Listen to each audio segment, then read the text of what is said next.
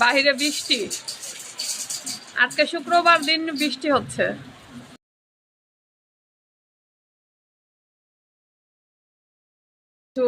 বাজার সদাই কিনে নিয়ে আসছে, এখন এগুলি বের করছি।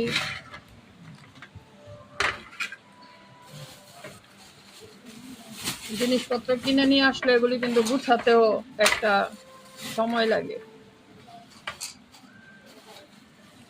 এটা আগেরই ছিল, ডাবলিটা ভিজিয়েছি। আর এখানে চালের গুঁড়া কিনে নিয়ে আসছে।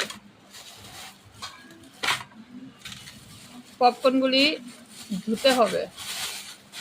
অনেক দিন থেকে পপকর্ন খুঁজছি কিন্তু পাওয়া যাচ্ছে না, আজকে পেয়েছি তো নিয়ে আসলাম। এগুলি বেছে এখন পরিষ্কার করব।